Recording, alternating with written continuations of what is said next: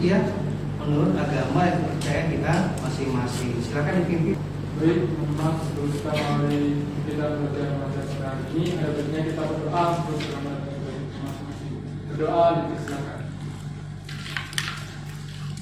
Hari ini kita akan mempelajari ada 4 topik ya. Yang pertama kita akan mengupas tuntas atau menganalisis ya, menganalisa pengetahuan sebelumnya tentang kasus rangkaian RLC tentang kecerahan sebuah lampu dengan persamaan P. Nah, selanjutnya mengenai apa yang didapatkan dari rangkaian paralel kemarin. Tentang aliran lampu yang kalau dia putus itu nggak mempengaruhi lampu lainnya, Pak. Ketika lampunya rusak satu, Iya. putus satu, tidak mengenai lainnya. Iya. Kecerahannya gimana? Kalau keterangannya dia nggak terpengaruh. Kalau dari awal memang cerah, lampu lainnya putus dia tetap cerah. Tetap terang semua. Jadi rangkaian paralel ketika lampunya satu rusak maka semuanya terang, tidak mengganggu lampu-lampu yang lain. Kalau rangkaian Kelompok kami itu kemarin rangkaian dengan paralel itu jika dihidupkan rangkaian yang bagian serinya itu redup tapi redup. Kalau yang rangkaian paralel terang, Pak. Kalau diputus kalau dilepaskan satu yang paralelnya itu mati, Pak. mati. Kalau kalian dilepaskan satu, oke. Tampakkan Mas Eko, silakan Mas Eko. Kalau di rangkaian dari paralel itu Pak, yang apabila salah satu rangkaian lampu di rangkaian seri diambil, lampu lainnya di rangkaian seri juga akan padam. Dan satunya di rangkaian paralel, apabila salah satu lampu di rangkaian paralel itu diambil, dilepaskan, tidak mempengaruhi lampu lainnya. Lampunya tetap nyala, tapi waktu pas kondisi kami praktikum kemarin, lampunya nyalanya redup, Pak. Nyalanya redup. Iya. Oke, terima kasih Mas Eko dan Mbak Putri ya. Kelompok terakhir, Mas Haji, Salsabila dan Mas Basuki, gimana? Siapa yang mau ngomong? Kalau kemarin pas kami itu kita merangkai rangkaian gabungan seri dan paralel. Jadi jika di lampu rangkaian seri itu diputus, semua rangkaian akan mati. Lampu di semua rangkaian akan mati. Lalu jika di salah satu rangkaian paralel itu putus, rangkaian paralelnya lampunya akan sangat terang, sedikit lebih terang. Oke. Rangkaian gabungan itu Pak ya, untuk yang seri dan paralel. Kalau misal yang lampu A yang di seri, kalau misal itu dicabut, maka lampu yang B, C, D yang paralel itu akan mati. Namun jika lampu D yang paralel itu dicabut satu, semua lampu itu tetap hidup dan lampu yang B dan C itu akan nyala lebih terang. Nyala lebih terang. Oke, terima kasih, kasih aplaus buat semuanya. Rangkaian-rangkaian yang kita lakukan sebenarnya kemarin lebih high-nya, lebih tingginya implementasinya di sini. Ya, ini MCB listrik. Ya, ini pemutus hubungan arusnya, pelindungnya. Ini rangkaian-rangkaiannya, ya. Nah, ini rangkaian-rangkaiannya. Jadi bagaimana cara kita ya mengkondisikan mesin metas telur ini sama dengan rahimnya ayam betina. Misalkan ayam betina itu memiliki suhu ketika di perutnya, ketika di dalamnya diduduki, ada kan ayam gitu kan? Iya. Ayam melahirkan atau bertelur? Nah, ketika proses bertelur itu kan butuh suhu yang sangat panas kan? Tapi sesuai dengan kondisi ayam, ya kan? Nah, butuh suhu yang sangat panas, tapi suhu ayam itu seperti apa?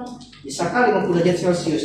Sedangkan satu lampu itu hanya memiliki suhu cuma berapa? 20 derajat Celcius. Berapa buah lampu yang dibutuhkan? Paralelkah? Serikah yang harus dipasangkan? Terlalu banyak paralel, terlalu banyak diserikan, terlalu banyak jumlahnya lampu, telurnya kan gosong. Iya. Pengetahuan ini penting disampaikan ke masyarakat, benar nggak? Nah, yang kedua, ikan itu butuh suasana, kondisi ruangan, pencahayaan yang redup untuk melindungi telur-telurnya dari predator. Ya, oke, anak-anak sekalian, kita masuk ke fase diskusi kelompok. Ya.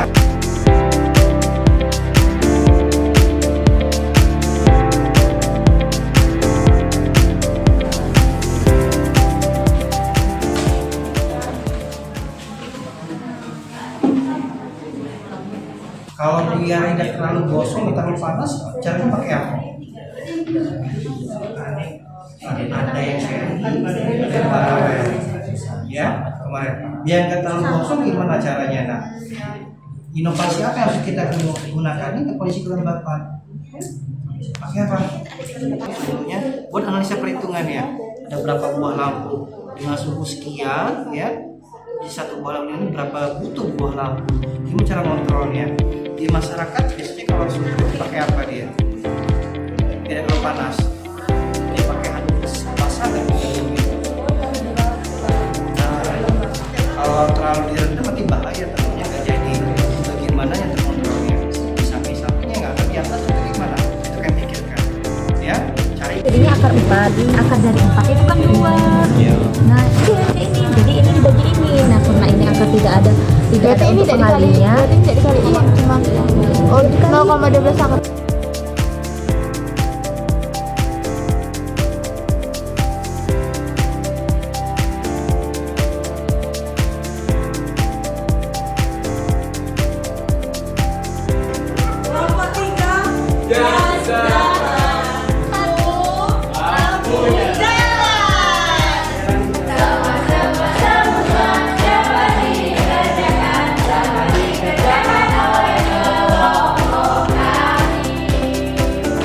Lampu mana yang memiliki penerangan yang paling redup untuk melindungi benih-benih telur?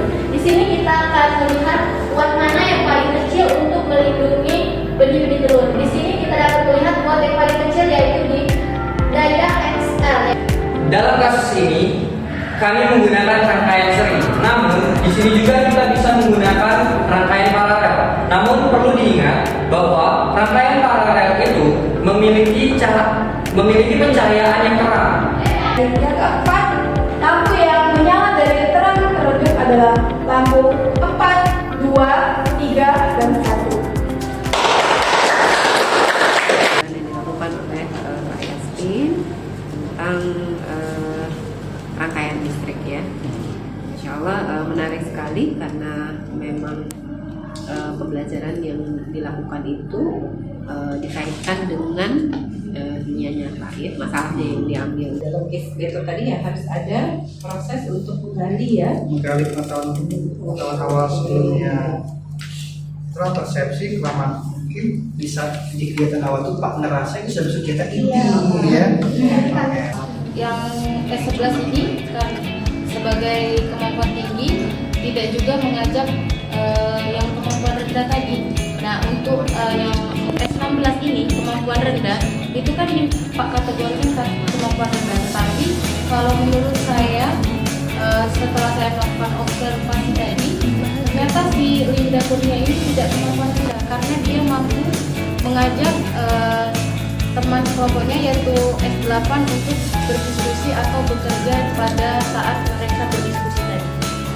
Eko aktif menjelaskan ke teman-temannya, yang 2 lagi itu aktif untuk mencari informasi, sedangkan yang kode 14 ini cuma diem. Apa yang saya lakukan ini pada saat diskusi mereka, ketika ini yang Sugi ini merupakan kategori tinggi, tapi ketika observasi dia tidak menonjol, tidak ada kontribusi dalam kelompok gitu, kayak diam aja gitu.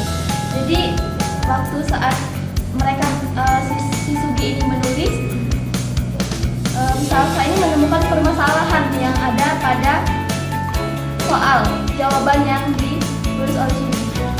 Kode 15 itu atas nama mahasiswa Mazida itu sangat memperhatikan dengan menjawab berapa kali atas pertanyaan kata ataupun hal yang disampaikan pada. Kalau keterampilan yang saya dapat dari pembelajaran yang Pak Estin lakukan, itu pertama Pak Estin itu ada persepsi atau semangat lebih tinggi pada mahasiswanya agar lebih fokus ke depannya dalam belajar. Lalu yang kedua, Bapak itu mengapresiasi anak yang bisa menjawab dengan pantang, yang bisa mempresentasikan dengan lantang dengan memberikan tepuk tangan. Dan yang ketiga yang saya juga sering tiru dari Pak Estin yaitu membagikan kelompok mahasiswa sesuai dengan tingkat kemampuannya. Cara Bapak menjelaskan